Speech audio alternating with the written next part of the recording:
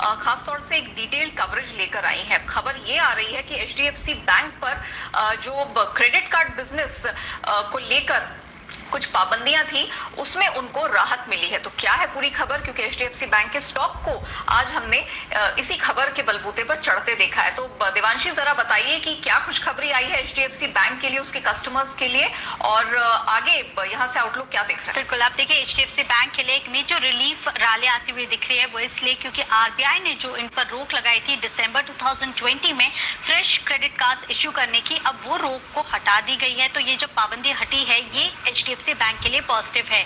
हालांकि ये partial relief माना जा रहा है, क्योंकि जो दूसरे डिजिटल जो इनके ऑफरिंग्स हैं वो अभी भी इस पर प्रतिबंध जारी है, वो अभी भी कंपनी ऑफर नहीं कर पा रही है। लेकिन अनुमान यही है कि फिलहाल जो क्रेडिट कार्ड का कारोबार था वो काफी अहम था, क्योंकि सबसे बड़ा प्लेयर एचडीएफसी बैंक है क्रेडिट कार्ड के कारोबार में। अब मैं आपको बता दूं कि अगर दिसंबर 2020 से लेकर अब तक की बात करें तो पिछले 9 महीने में एचडीएफसी बैंक का जो मार्केट शेयर है क्रेडिट कार्ड कारोबार में वो 2% तक कम होता हुआ दिखा है। इनका जो क्रेडिट कार्ड का बेस है वो कम हो चुका था, और क्योंकि फ्रेश लेंडिंग कंपनी नहीं कर पा रही थी, इसी के चलते इनके जो टोटल कस्टमर्स हैं वो कम हो चुके थे और शिफ्ट होते हुए दिखे थे। अब क्योंकि एचडीएफसी बैंक के पास फ्रेश क्रेडिट कार्ड जारी करने के लिए अनुमति नहीं थी, इसके चलते हमने देखा था कि एसबीआई कार्ड्स और आईसीआईसीआई बैंक को इसका सबसे ज्यादा फायदा होता हुआ दिखा है।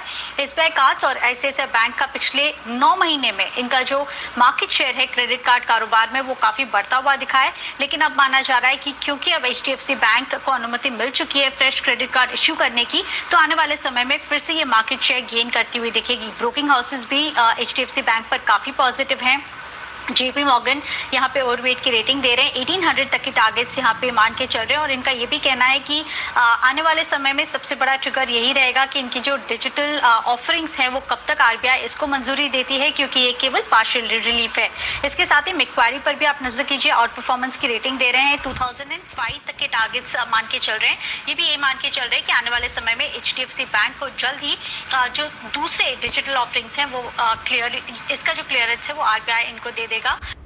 तो ये काफी ज्यादा पॉजिटिव है। अब अगर मार्केट शेयर की बात करें, मैं आपको बता दूं कि दिसंबर 2020 में हमने देखा था कि एचडीएफसी का जो मार्केट शेयर था वो करीब 26% के आसपास था, जो जून तक 23.5% हो चुका था, 2% तक की गिरावट थी। लेकिन दूसरी तरफ आईसीआईसीआई बैंक का जो मार्केट शेयर है वो करीब 17.5% हो चुका है, 16.5% से बढ़कर। और वहीं एसबीआई कार्ड्स की अगर बात करें तो करीब 18.8% था, वहां से बढ़ा है, धीरे धीरे मार्केट शेयर गेन करता हुआ दिख रहा है एसबीआई कार्ड्स, और 19.2% के आसपास है।